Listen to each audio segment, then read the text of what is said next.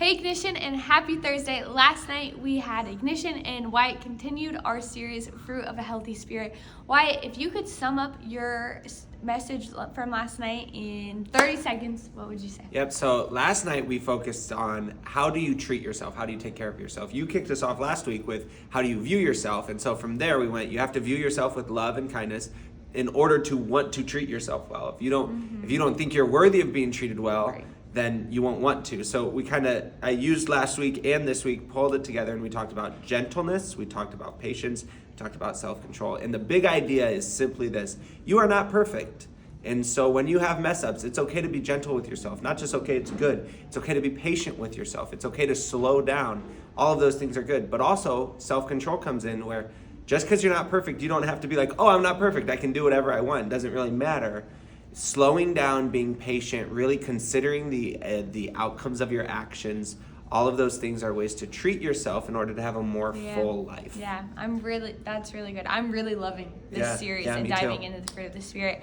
If there's something that you didn't get to touch on as much, or you want to really hammer home for everyone, what would that be? Yeah, I think the biggest thing that I wish I could have talked a little bit more about is that these are not like restrictions you're putting on your life because like it makes God love you more, or like, oh, I make my life harder and that shows that I'm a good Christian. That's not what this is about. What it's about is like self-control. You're actually controlling yourself from doing things that drain your life. And in that way, your life's actually more full, more blessed, and better. You're not making yourself worse so that God loves you more or something like that. It's actually, it leads you into a better life. Living out the fruit of the Spirit is leading us to the full and abundant life that God has created us for. That's really good.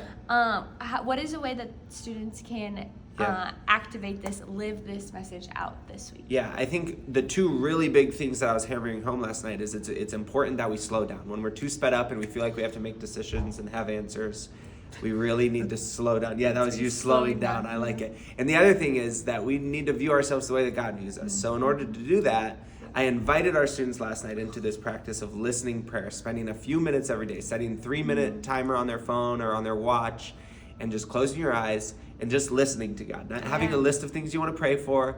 That's good too, but in this instance, just slowing down, taking pause, and asking God to tell you who He thinks you are. You are. And allowing God's view of you to become your own view of you. So that would be my challenge, that you take those 3 minutes once a day to practice that listening prayer. That's really good. I'm excited. We're going to continue this series next week. This weekend is the Super Bowl food drive, so make sure to bring in your donations so we can fill all the food pantries in Central Iowa. It's good to be the church, and we love you. We'll see you soon.